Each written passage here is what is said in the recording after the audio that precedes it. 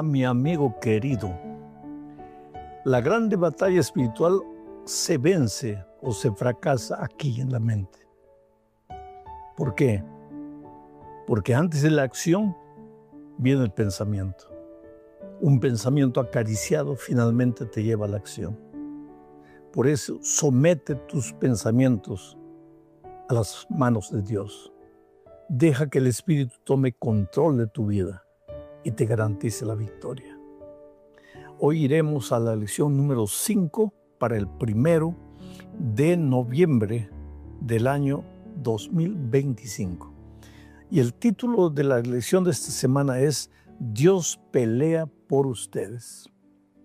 Y el propósito de la lección es mostrarnos que por detrás de todas las batallas sangrientas que el libro de Josué narra en la conquista de la tierra de Canaán, estaba el amor y la misericordia de Dios, junto con su justicia. A veces nosotros solo vemos sangre, vemos muerte, vemos batallas, y nos escandalizamos porque pensamos, ¿cómo es que un Dios de amor pudo permitir todo ese derramamiento de sangre? Sin embargo, nos olvidamos del contexto y nos olvidamos de las propias circunstancias que los hombres de aquel tiempo vivieron. Entonces vamos a la primera parte de este estudio bajo el título de la iniquidad de los cananeos. Mira, querido, la primera vez que Dios prometió la tierra de Canaán al pueblo de Israel, en realidad fue a Abraham. No había todavía el pueblo de Israel, porque el pueblo de Israel comenzó con Jacob, descendiente de Abraham. ¿Qué le dijo a Abraham Dios? Lo que está registrado en Génesis capítulo 15, versículos 15 y 16. Le dijo, y tú vendrás a tus padres en paz y serás sepultado en buena vejez. Y en la cuarta generación volverán acá, porque aún no ha llegado a su colmo la maldad del amorreo hasta aquí. Cuando Abraham recibió esta promesa, estaba en Canaán. Dios le había dicho que la tierra sería de él. Y Abraham muchas veces preguntó, Señor, ¿y cuándo vas a cumplir la promesa? Y ya cuando estaba al fin de sus días, Dios le dijo a Abraham, Abraham, tú descansa tranquilo, tú vas a descansar. Pero tu cuarta generación considera 100 años por una generación, o sea, 400 años después, tus descendientes heredarán esta tierra. ¿Y por qué no ahora, Señor? Por un simple motivo. Todavía no se ha colmado la maldad del amorreo, del jebuseo, del eteo, de todos los cananeos. El vaso de la maldad de ellos no se ha colmado. O sea, ese pueblo de Israel, ese pueblo de Canaán, era un pueblo que no tenía en cuenta para nada a Dios. Y hasta en su vida religiosa mezclaban la prostitución y el asesinato, el sacrificio de seres humanos.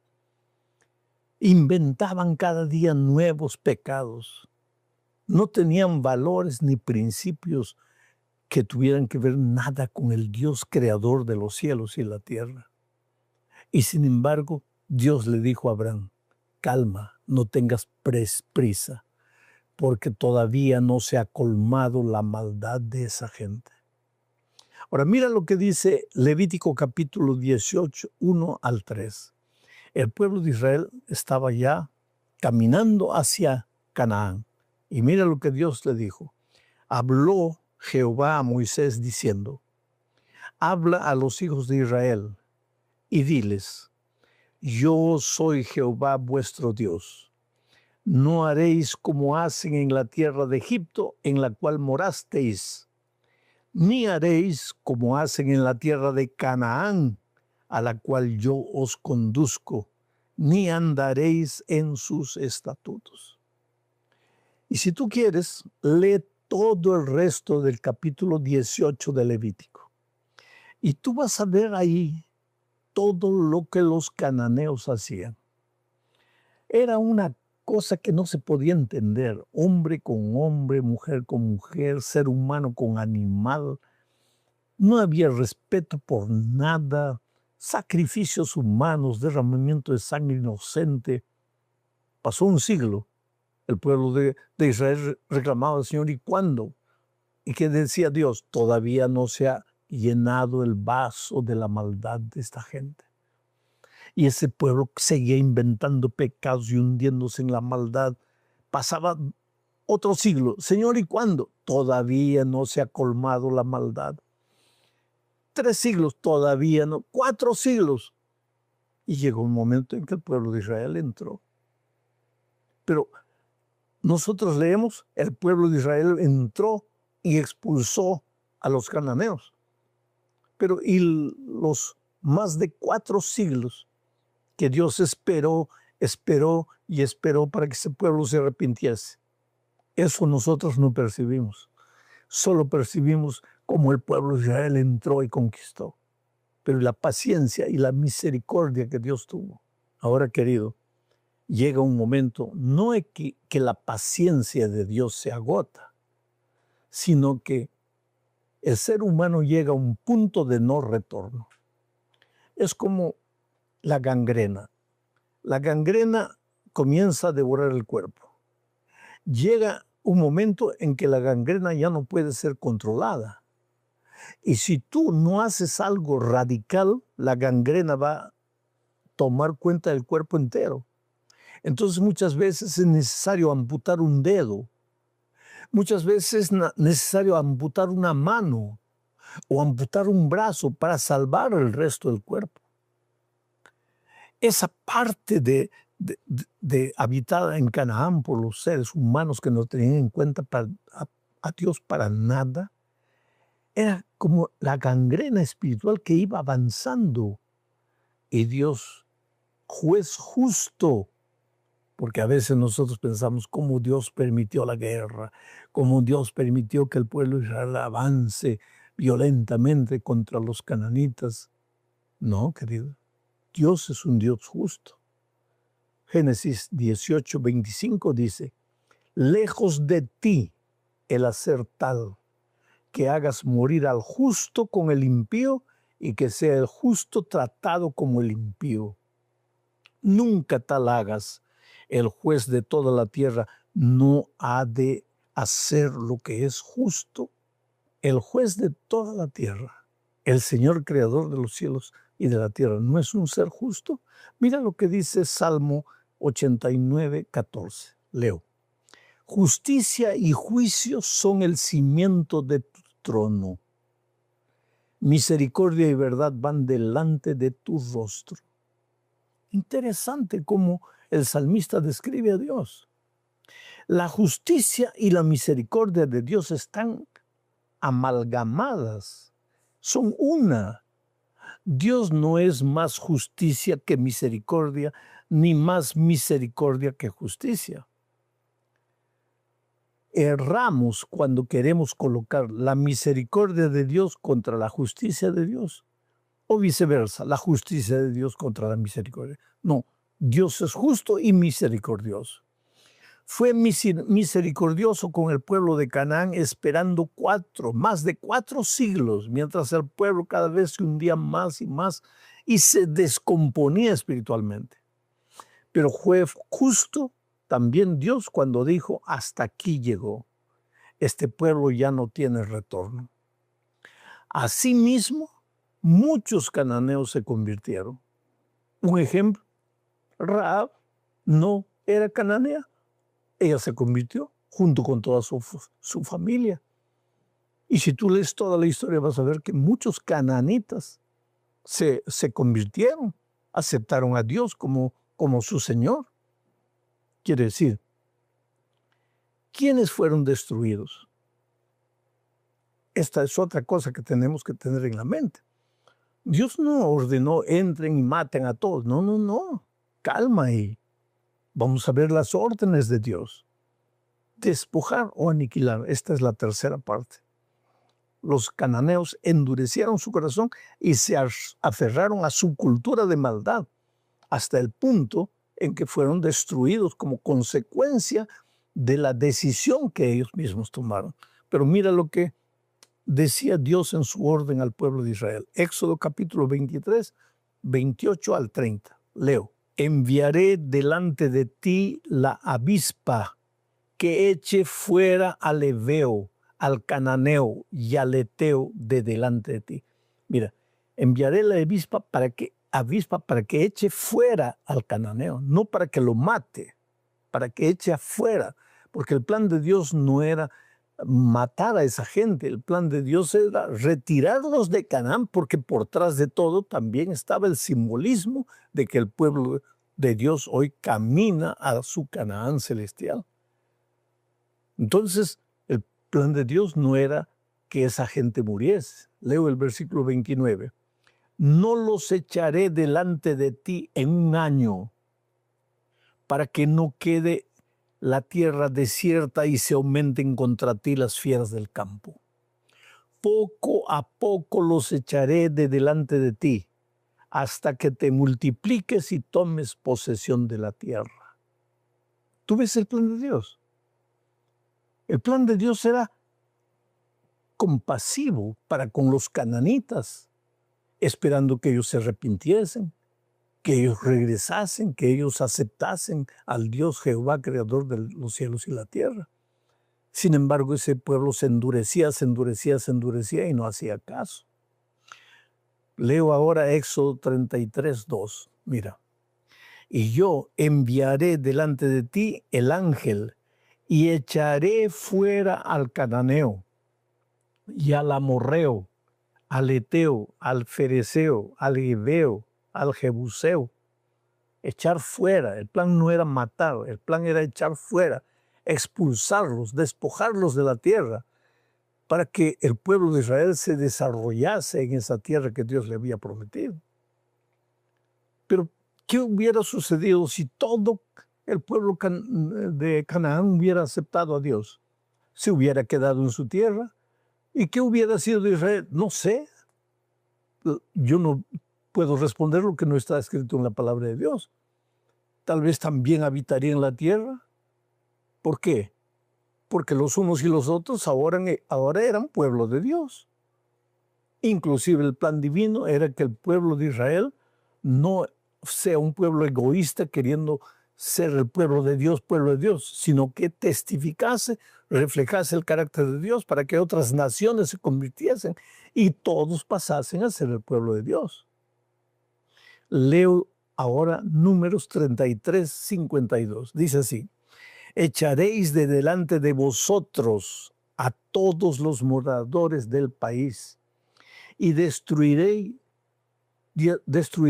todos sus ídolos de piedra y todas sus imágenes de fundición y destruiréis todos sus lugares altos. Percibe las dos palabras. Echaréis, expulsaréis, sacaréis al pueblo. Ahora percibe la otra palabra, destruiréis. Pero destruiréis ¿qué? A la gente no. Destruiréis los ídolos, sus falsos dioses, sus imágenes. La destrucción no tenía nada que ver con el pueblo. El pueblo debería ser expulsado.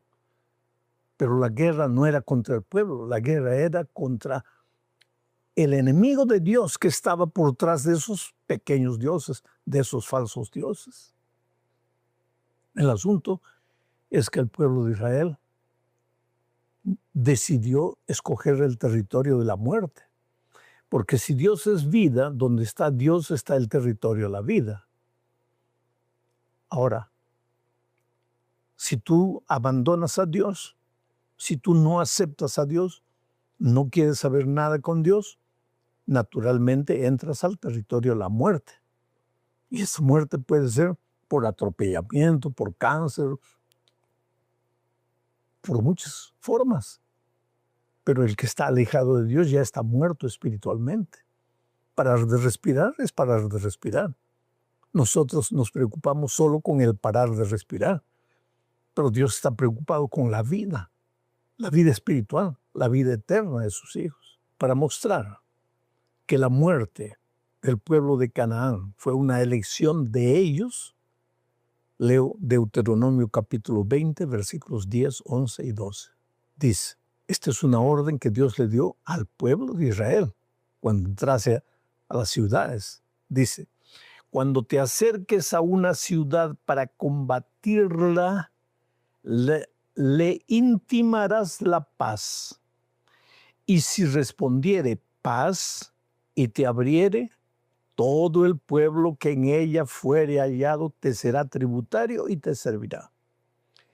Mas si no hiciere paz contigo y emprendiere guerra contigo, entonces la sitiarás. O sea que el pueblo de Israel en sus conquistas llegaba anunciando paz. Pero si el pueblo no aceptaba la paz y quería la guerra, generalmente Dios iba al frente de su pueblo y la guerra era vencida por el pueblo de Israel. Los ídolos eran destruidos y la tierra quedaba para el pueblo. Pero el plan de Dios no era destruir. Hoy día mismo, ¿cuál es el plan de Dios para sus hijos? No quiero la muerte del impío, dice Dios. ¿Acaso Dios es un Dios salvaje que se regocija con la muerte de los seres humanos? No, querido. Dios no quiere la muerte del impío, quiere que se arrepienta y regrese. Pero a veces el impío se agarra con uñas y dientes del pecado, de su cultura, de sus costumbres, no quiere salir. Cuando Cristo venga, la destrucción caerá sobre el pecado, no sobre los seres humanos. Pero cuando los seres humanos se agarran del pecado, pues la destrucción caerá, que cae sobre el pecado, los va a destruir también. ¿Por qué? Porque no aceptaron la invitación divina. Y esto es lo que nosotros vemos en la última parte de este estudio, hablando del príncipe de paz. Jesús era el príncipe de paz. Al mismo tiempo es el guerrero, el príncipe guerrero de Dios. Pero su intención es paz. Mira lo que dice Isaías 9:6. Porque un niño nos es nacido, hijo nos es dado, y el principado sobre su hombro. Y se llamará su nombre, admirable consejero, Dios fuerte, Padre eterno, príncipe de paz. Ahora, cuando Cristo vuelva a esta tierra, ese príncipe de paz, mira lo que va a hacer. Apocalipsis 19, 11 al 15. El texto es largo, pero lo voy a leer. Dice así. Entonces, está escribiendo Juan, entonces vi el cielo abierto, y he aquí un caballo blanco, y el que lo montaba se llamaba Fiel y Verdadero, y con justicia juzga y pelea. Hasta cuando pelea Jesús, pelea con justicia. Sigo el versículo 12.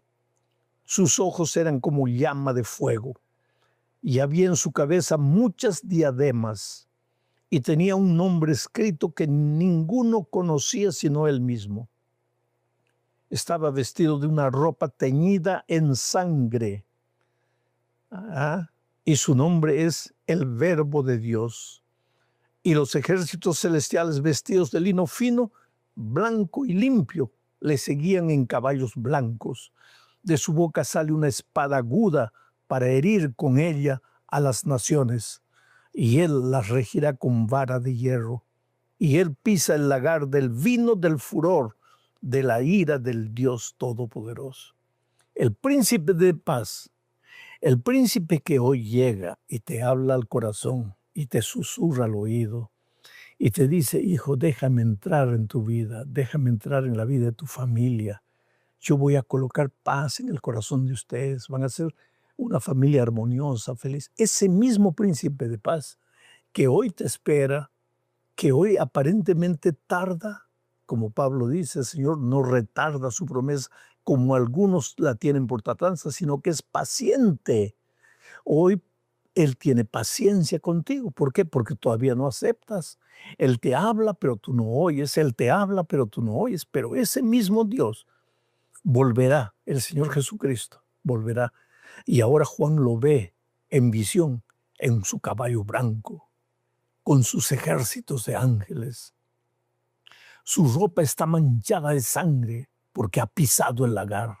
y en todo lo que ha hecho, lo ha hecho con justicia. A ese mismo Dios lo vemos en Israel conquistando Canaán.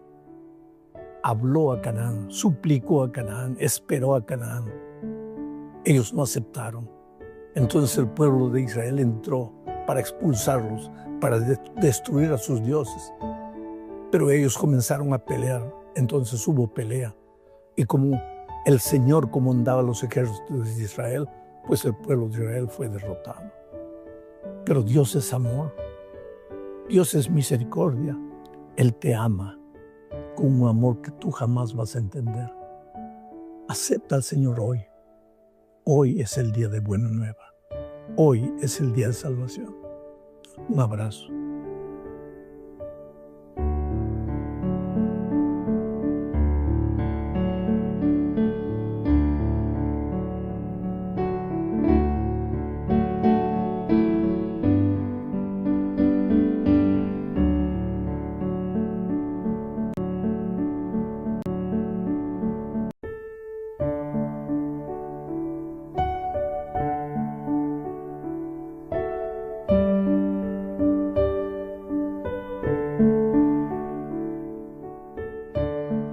Hola mi hermano querido, qué alegría.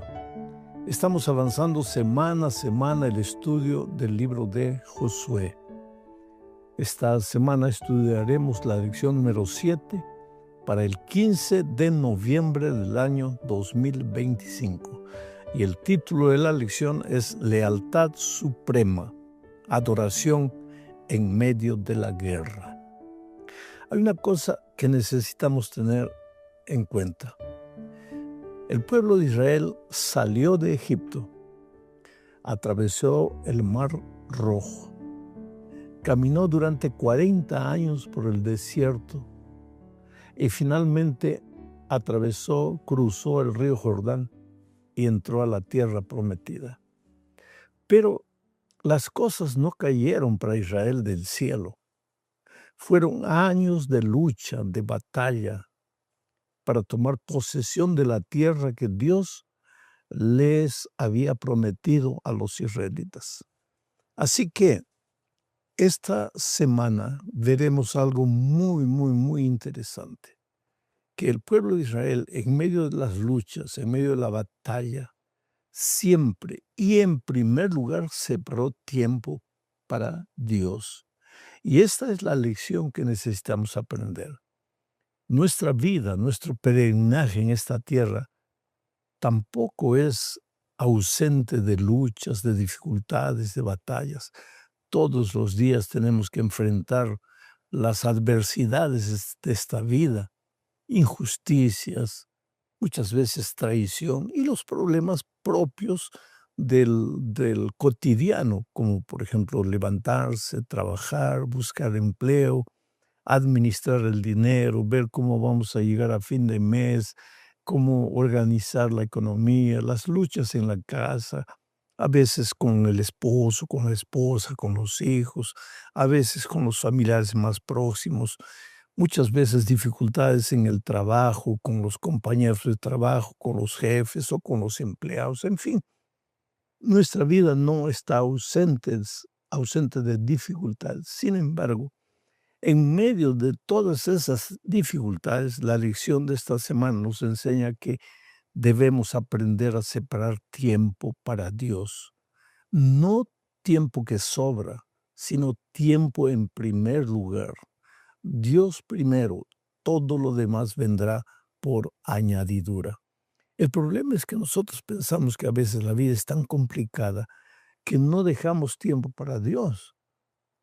Le damos tiempo a Dios cuando nos sobra el tiempo, pero imagínate a quién le sobra el tiempo en esta tierra. Desde la mañana hasta la noche nuestra vida es corre, corre, corre, corre, lucha, lucha atrás de los sueños. Pero esa lucha será infructuosa si no separamos tiempo para Dios.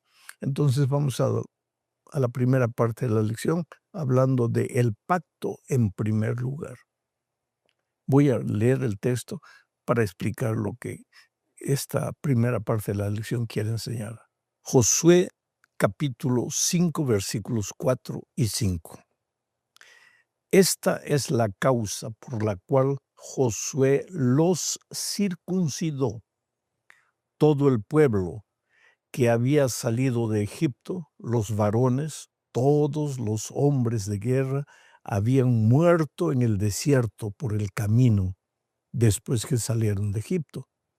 Pues todos los del pueblo que habían salido estaban circuncidados, mas todo el pueblo que había nacido en el desierto por el camino, después que hubieron salido de Egipto, no estaba circuncidado. Mira, la circuncisión no era apenas una cirugía física que era realizada en el prepucio del varón. La circuncisión para Israel era símbolo del pacto que Dios había establecido con sus hijos. ¿Cuál era ese pacto? Yo te bendeciré, yo te acompañaré por los caminos de la vida, yo te sacaré de la esclavitud de Egipto, te llevaré finalmente a la tierra prometida, pero en todo momento tú serás fiel, leal, obediente a mis instrucciones. Quiere decir, la parte de Dios, yo te cuidaré, yo te protegeré, mi gracia estará contigo. La parte del ser humano, obediencia a las instrucciones divinas. Y como símbolo de ese pacto, para sellar ese pacto, los varones de Israel eran circuncidados. La pregunta que mucha gente hace, ¿y por qué las mujeres no se circuncidaban? Simplemente porque en aquellos tiempos el varón, esto era un asunto cultural, el varón era el representante de la familia, el patriarca de la familia. Es por eso que los varones eran circuncidados, pero las esposas, las hermanas, todas las mujeres estaban incluidas en el pacto espiritual que Dios hacía con la circuncisión de los varones. Ahora, el texto bíblico dice que todos los varones que salieron de Egipto murieron por el camino, los que habían sido circuncidados. Entonces era necesario una nueva circuncisión. Es interesante que apenas pasaron el Jordán, ellos tuvieron que renovar su pacto de fidelidad a Dios. Y los varones que no habían sido circuncidados, pues fueron ahora circuncidados.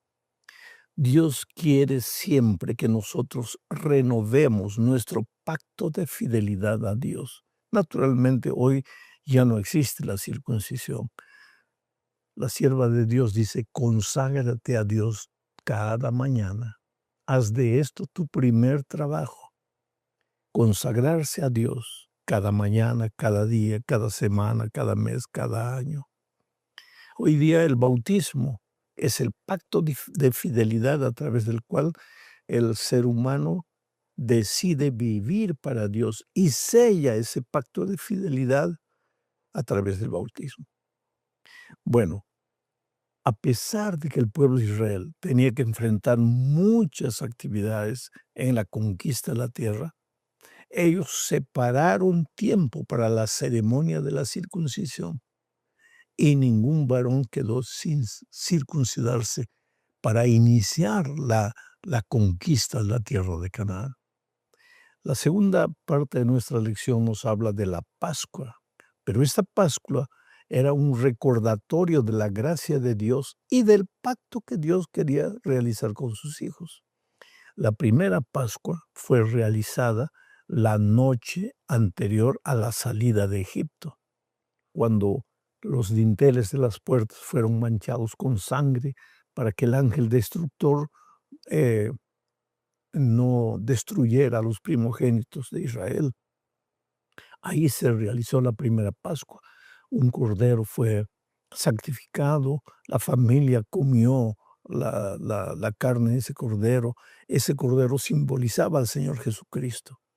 ¿Y para qué todo esto? Para que ellos enfrentaran el peregrinaje al salir de Egipto, el peregrinaje con la seguridad de que Jesús estaría con ellos. Y efectivamente, en el desierto, pues a través de la nube, a través de la columna de fuego, en la roca que les proveyó agua, A través del maná, Dios siempre les quiso decir que ellos no estaban solos.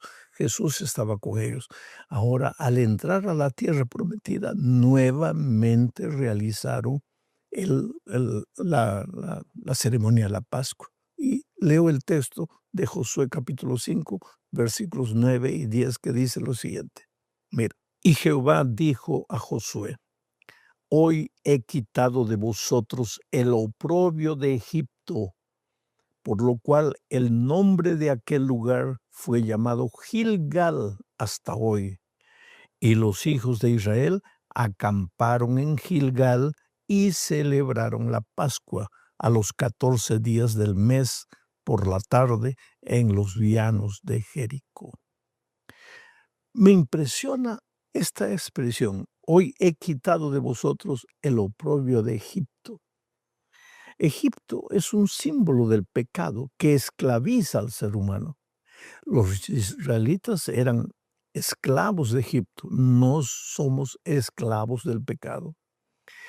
Los egipcios oprimían al pueblo de Israel. El pecado nos oprime a nosotros, nos quita la libertad, nos quita la dignidad y muchas veces nos quita las ganas de servir a Dios, las ganas de vivir, de ser feliz, realizado.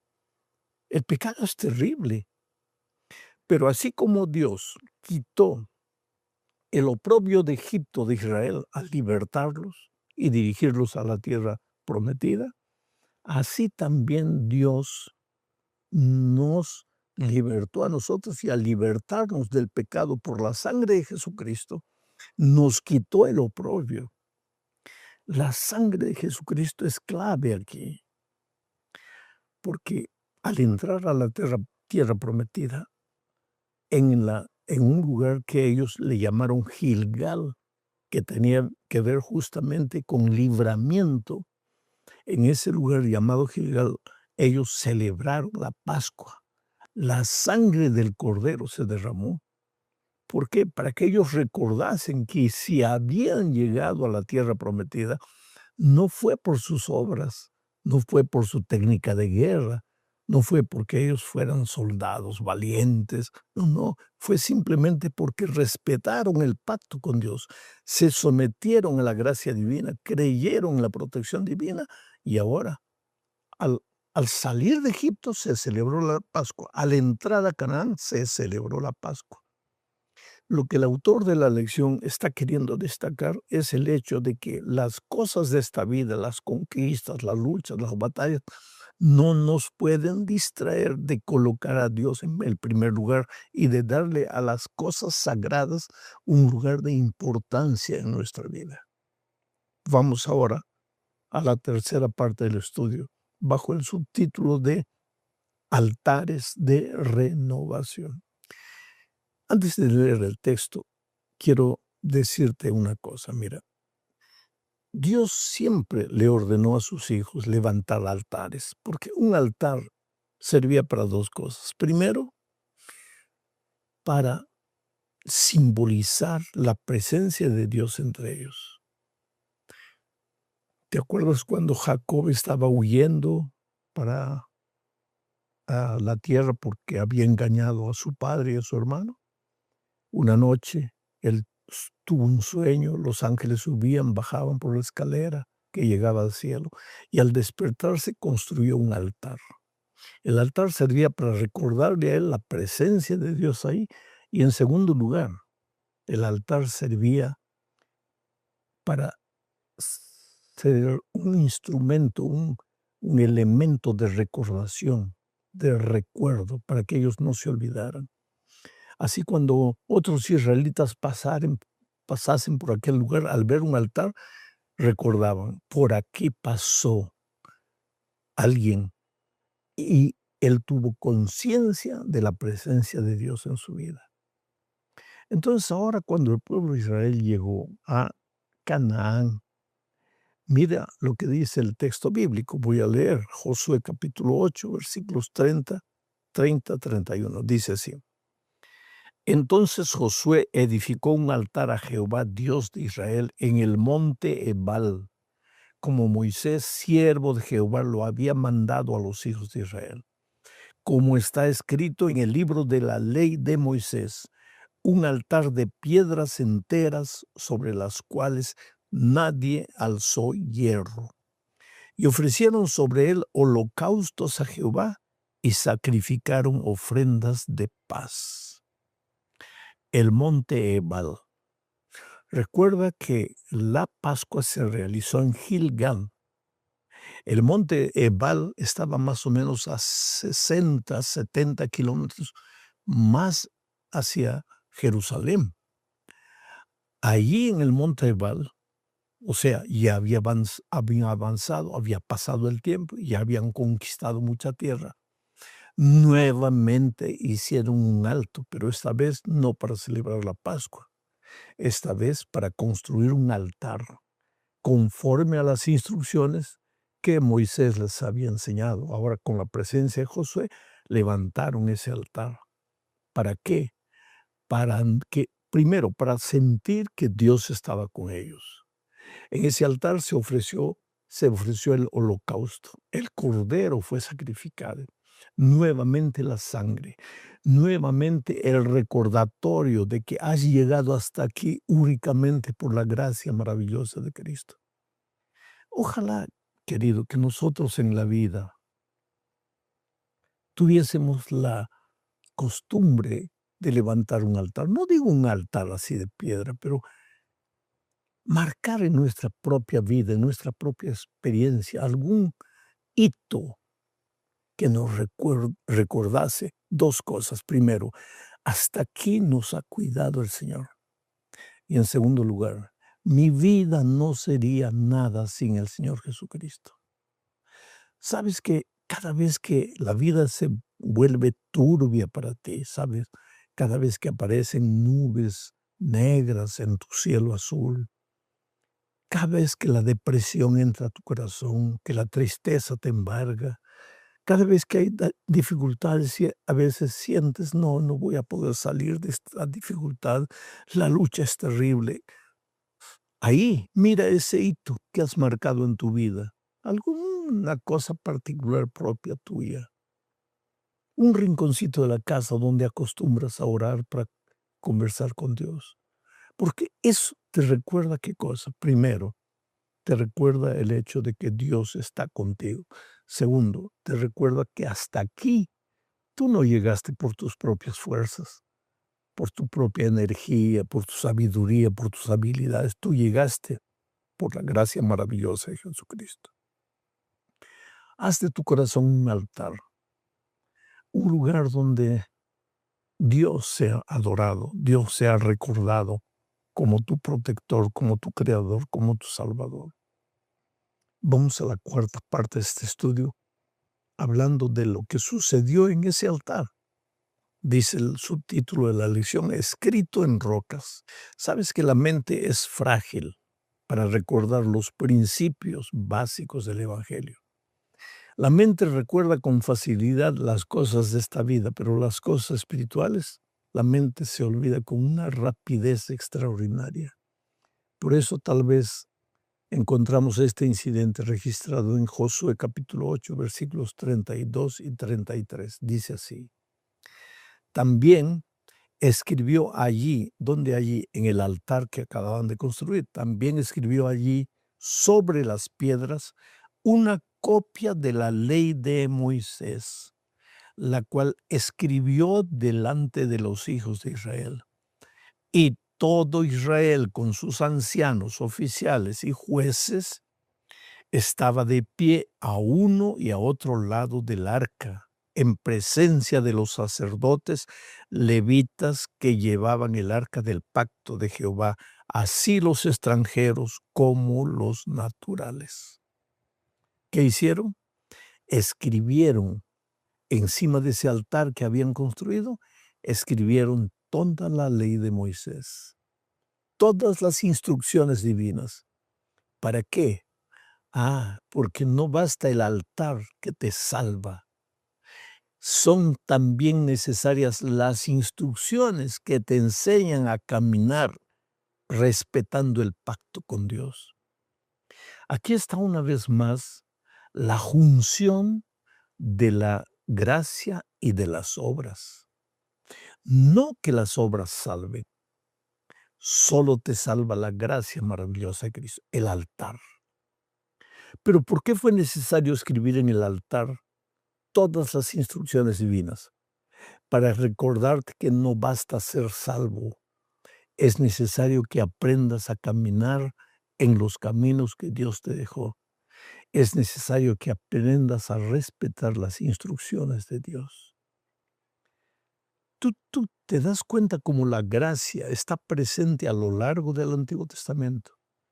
Cuando estudiamos el libro de Éxodo, el primer trimestre pasado, vimos la gracia en todo el libro.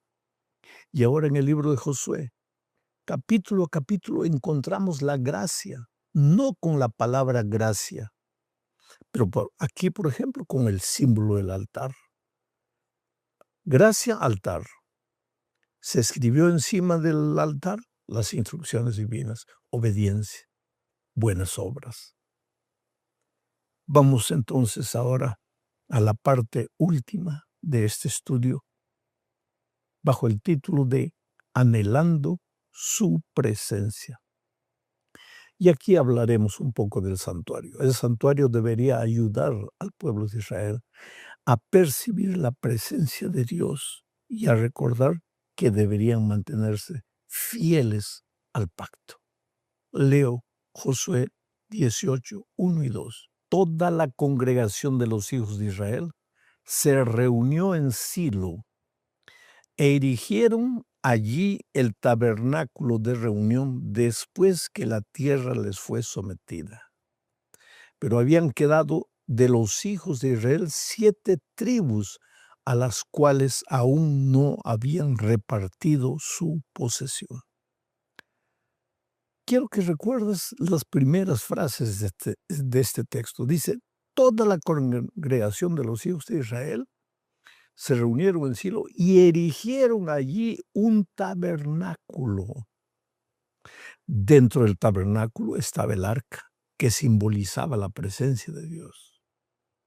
Mucha gente se pregunta a veces, ¿por qué Dios ordenó a Israel en el desierto a construir un tabernáculo, un santuario?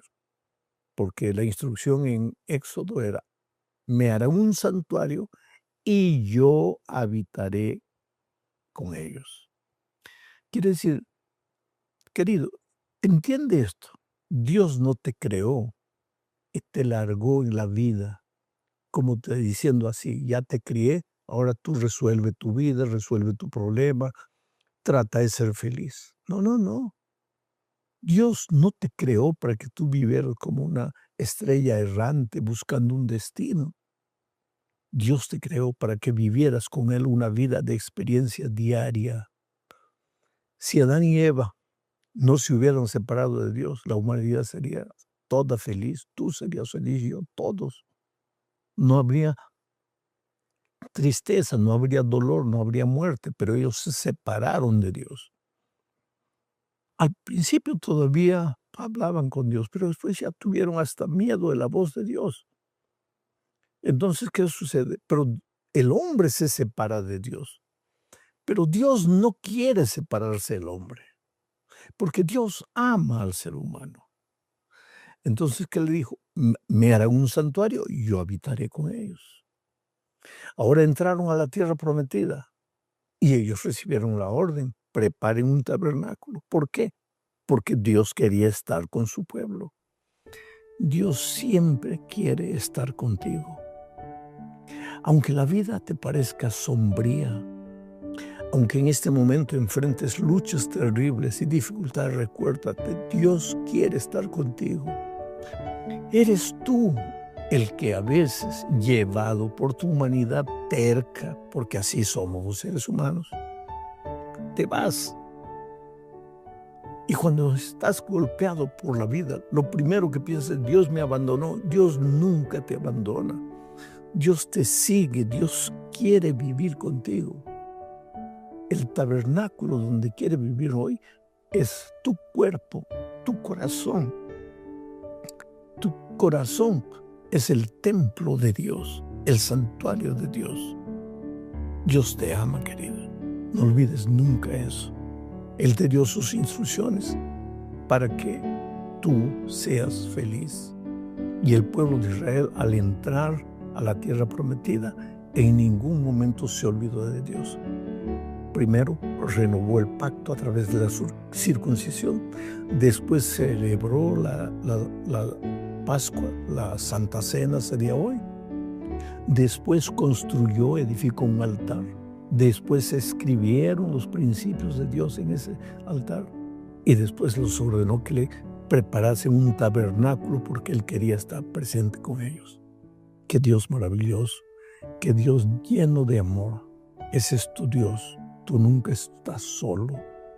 Aunque a veces las luchas de la vida te hagan sentir que Dios te ha dejado, nunca te ha dejado. Está contigo, aunque no lo puedas ver. Dios te bendiga ricamente. Un abrazo.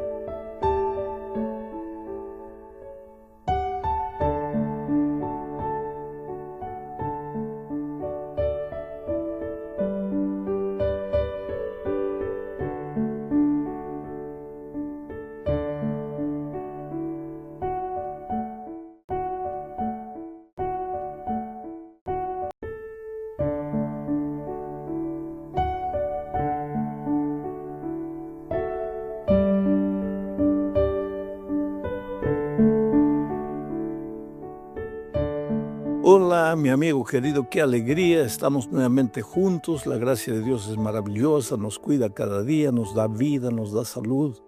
Y aun cuando en este momento estés pasando por un momento difícil de salud, confía en Dios, no desesperes. Gracias por la confianza que tienes cuando registras un pedido de oración en la página. Gracias a los que atienden esos pedidos de oración, y yo también en mi vida particular respondo tus oraciones, clamo a Dios en favor tuyo. Tú sabes que la oración no cambia las circunstancias adversas que nos rodean. Lo que cambia es nuestro corazón. Cuando nos levantamos de las rodillas, nuestra actitud es completamente diferente para enfrentar las dificultades de la vida. Dios es grande, Dios no te abandona, Dios no te deja. Y claro, cuando tú te sobrepones al temor, al miedo, a la duda, a la desconfianza, pues ves el sol brillar nuevamente, porque así son las cosas en la vida con Cristo. La lección para esta semana es la lección 8 para el 22 de noviembre de este año 2025. Y el título, Gigantes de la Fe, Josué y Caleb. El propósito de la lección es estudiar algunas características que hicieron diferentes a Josué y Caleb, características que deberían ser imitadas por la juventud de hoy, por la generación de nuestros días. Vamos entonces a la primera parte de este estudio bajo el subtítulo de fidelidad. Aquí vamos a analizar un poco la vida de Caleb, que se atrevió a ser diferente a pesar de la contradicción. Y leo Números capítulo 13, versículo 6, dice así. Entonces Caleb hizo callar al pueblo delante de Moisés y dijo, subamos luego y tomemos posesión de ella, porque más podremos nosotros que ellos. Te cuento en qué circunstancias fue dicho esto por Caleb. Moisés había llegado a la tierra prometida. No te confundas, estamos hablando del libro de Josué, pero Caleb fue uno de los colaboradores estrechos de Josué y por eso estamos volviendo un poco a la historia de Caleb registrada en el libro de Números. Había llegado Moisés, todavía Josué no era el que lideraba al pueblo de Israel, era Moisés. Habían llegado a los límites de la tierra prometida. Esta fue en la primera oportunidad, porque después, por causa de la incredulidad del pueblo, el pueblo tuvo que dar vuelta al desierto durante 38 años más. Por eso demoró 40 años para entrar a la tierra prometida. Pero en esta ocasión Moisés envió espías, 2 espías para ver la tierra. 10 de ellos volvieron con un informe, todos volvieron con un informe elocuente, maravilloso. La tierra es linda, la tierra produce leche y miel. Inclusive traían en sus hombros el fruto de la tierra para demostrar cómo la tierra de Canaán era bendecida. Pero entonces 10 de ellos se levantaron con un informe pesimista. ¿De qué vale que la tierra es buena, es maravillosa? Hay gente, hay gigantes imposibles de ser derrotados. La tierra se abre, se traga a los que caminan por ella.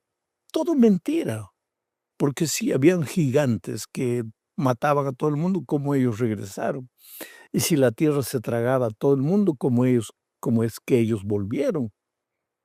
Pero el pesimismo, el derrotismo, la mediocridad espiritual, que hay luchas en la vida, nadie puede negar. Que hay dificultades en la vida, no se puede negar.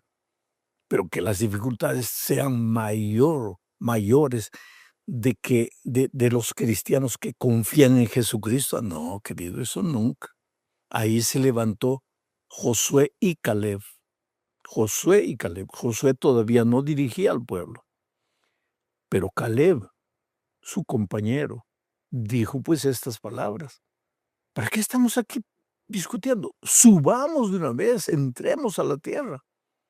Pero la mayoría dijo, no, es imposible. Y por causa de esa incredulidad, el pueblo tuvo que dar vueltas en el desierto durante 38 años, hasta que toda esa generación que había salido de Egipto murió.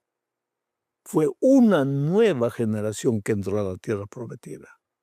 Entonces, Caleb se destaca aquí como alguien que se atrevió a enfrentar la multitud mediocre, la multitud que se acomoda a los patrones de esta vida, la multitud que invierte valores, que invierte principios. Aunque le dijeran fanático, loco, anticuado, lo que sea, Caleb se atrevió a ser diferente. Lección: atrévete a ser diferente en un mundo como el nuestro, en que la gente se burla de Dios, se ríe de Dios, se burla de los principios, invierte los valores. Tú no, querido. Tú eres un hijo de Dios, tú eres un Caleb, tú eres un Josué moderno. Enfrenta la lucha, defiende tu fe, defiende tus convicciones, defiende tus principios. Vamos a la segunda parte de este estudio bajo el subtítulo de Dame ese monte. Bueno, pasaron los años. El pueblo de Israel, ahora sí bajo la lideranza o liderazgo de Josué, entró a la tierra prometida. Se establecieron, conquistaron, derrotaron a los enemigos. Recibieron la tierra que Dios les había prometido. Entonces, pues, Josué comenzó a distribuir la tierra para cada tribu. Y de repente observó que Caleb estaba con los ojos allá perdidos en las alturas. Y seguramente que Josué se acercó y le dijo, Caleb, todos están recibiendo su pedazo de tierra. ¿Y tú? ¿Qué parte de la tierra quisieras para ti? Entonces mira lo que dice Josué capítulo 14, versículos 10 al 12. Ahora bien, Jehová me ha hecho vivir, como él dijo, estos 45 años desde el tiempo que Jehová habló estas palabras a Moisés, cuando Israel andaba por el desierto.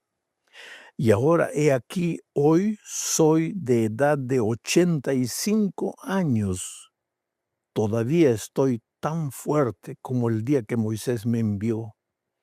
¿Cuál era mi fuerza entonces? Tal es ahora mi fuerza para la guerra y para salir y para entrar. Dame pues ahora este monte del cual habló Jehová aquel día, porque tú oíste en aquel día que los anaseos están allí y que hay grandes ciudades fortificadas. Quizá Jehová estará conmigo y los echaré como Jehová ha dicho. Qué cosa extraordinaria. Cuando Caleb fue a espiar la tierra prometida junto con Josué, Era un hombre en la plenitud de la vida, 40 años, joven, 45 años, pero había pasado el tiempo. Ahora ya era un hombre de 85 años, palabras de él ahí en el texto. Soy un hombre de 85 años. Todo el mundo escogiendo la tierra más fácil, más pródiga, más productiva. Todo el mundo escogiendo lo mejor. Caleb no. Caleb mirando a los montes. Allá en las montañas vivían los anaseos, gigantes, gigantones. Aquellos gigantes que Josué y Caleb habían visto en la primera inspección de la tierra. Y entonces Caleb, mirando a esas montañas, dijo: Moisés, dame esa tierra, dame esas montañas. Ahora yo imagino el diálogo. Pero Caleb, tú ya estás viejo. No, no, no. Yo tengo 85 años, pero no estoy viejo. Mi optimismo sigue igual. Mi deseo de heredar la tierra continúa igual.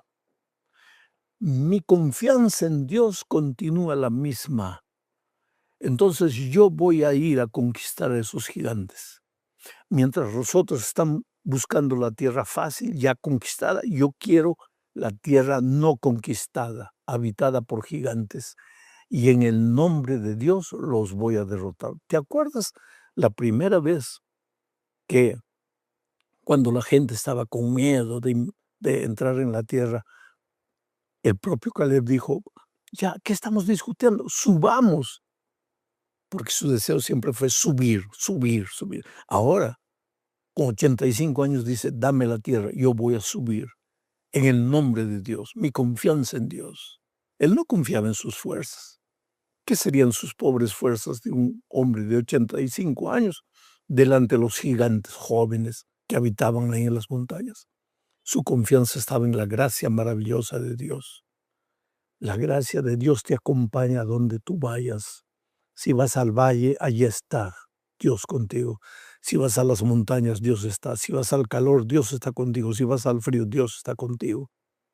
Hace un tiempo atrás estuve en las alturas de Pisacoma, en las alturas del altiplano peruano.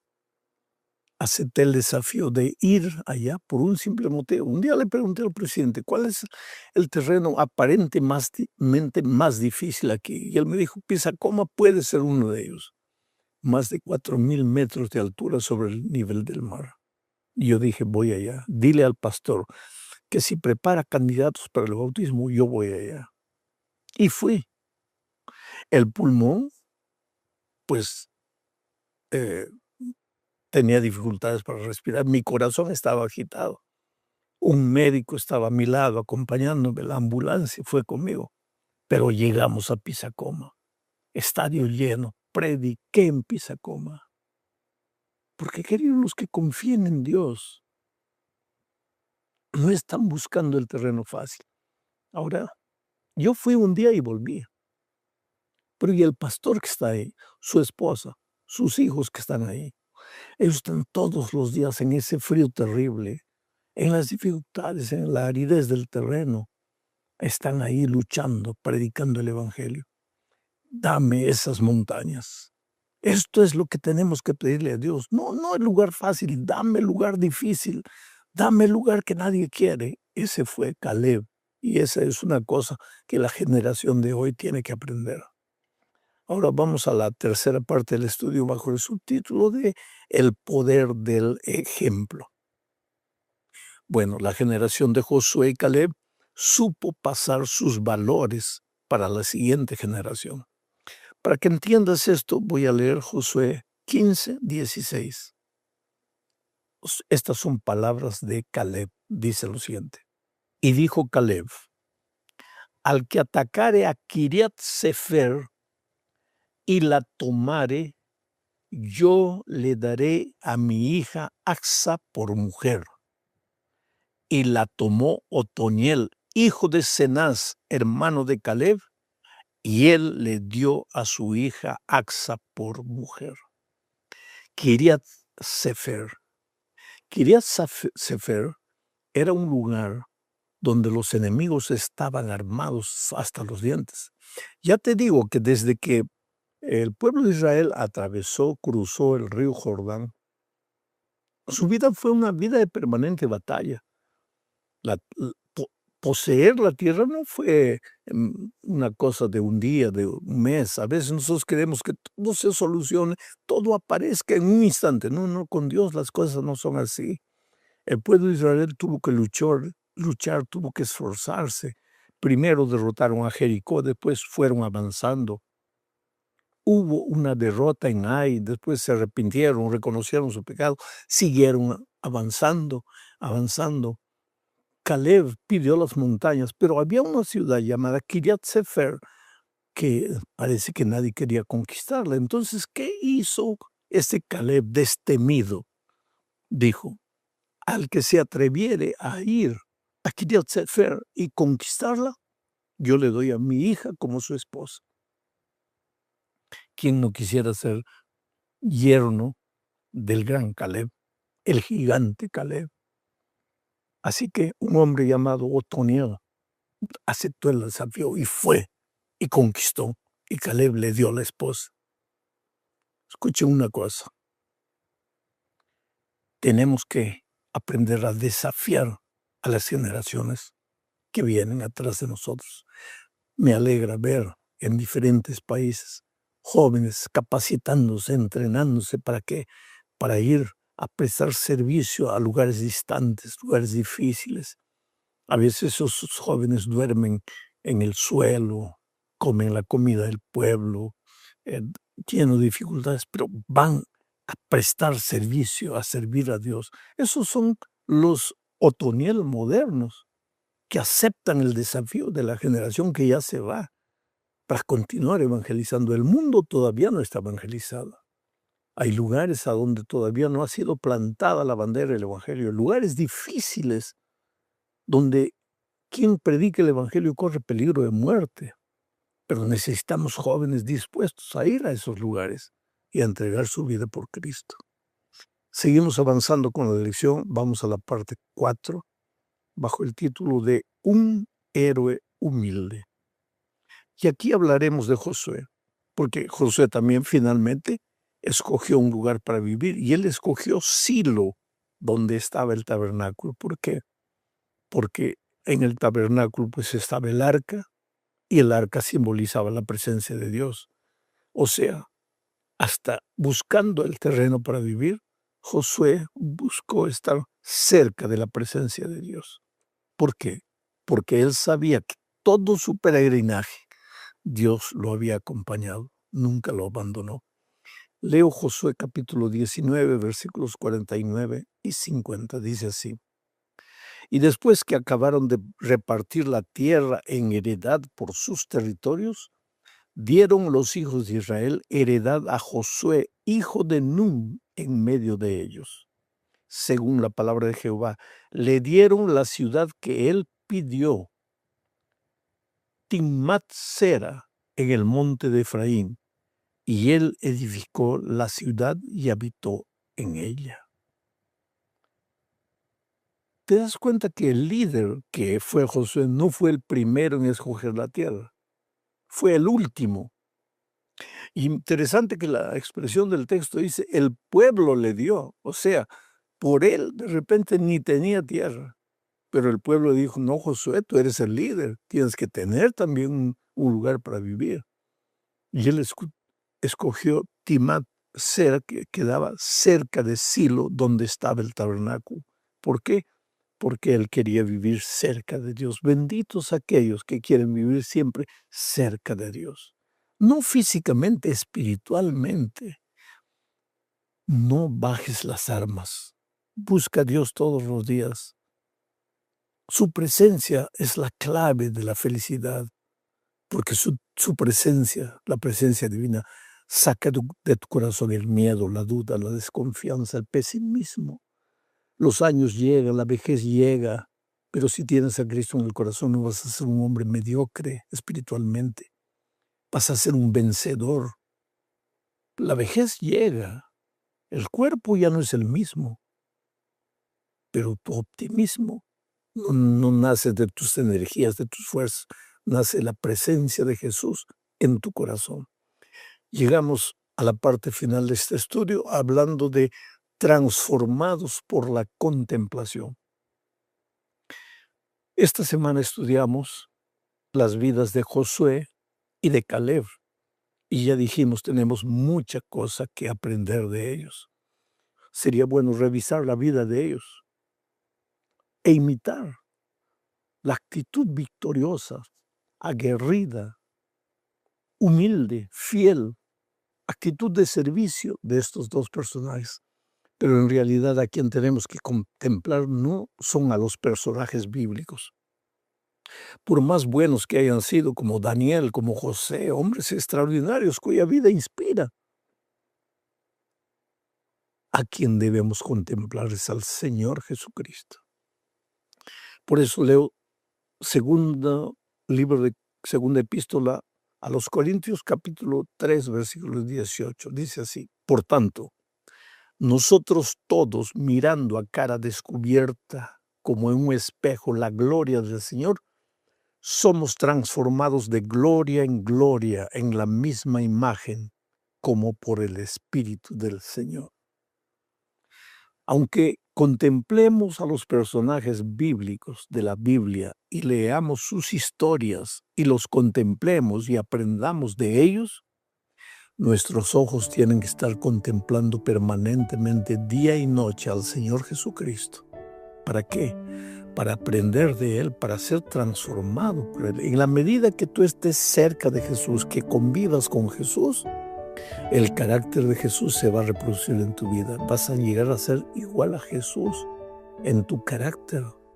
Y cuando el carácter de Jesús se refleja en tu vida, vas a ser un esposo feliz, un padre feliz, una esposa feliz, un empleado feliz, un patrón feliz, un ser humano feliz. ¿Por qué? Porque la causa de todos nuestros problemas es el carácter. Peleamos, discutimos, brigamos, queremos lo mejor para nosotros.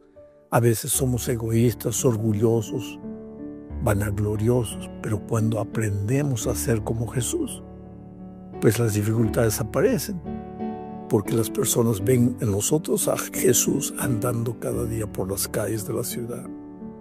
Dios te bendiga, querido.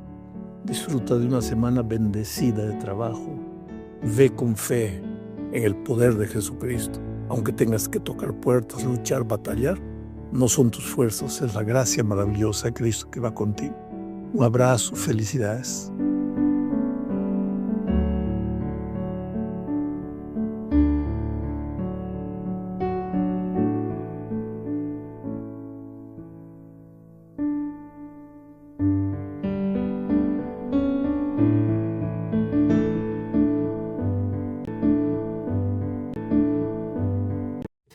Coffee cold on the windowsill,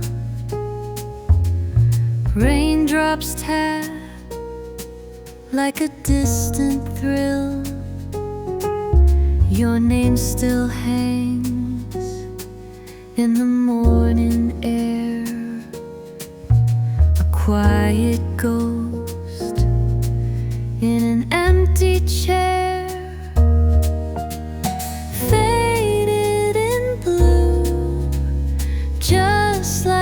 Sky, moments we lived, now drifting by.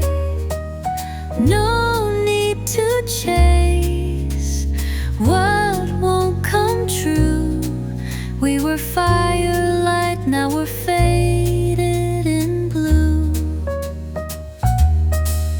The vinyl spins our final night. A saxophone whispers soft and right. Your echo lies in the final note, a melody lost in a love we wrote. Faded in blue, just like the sky.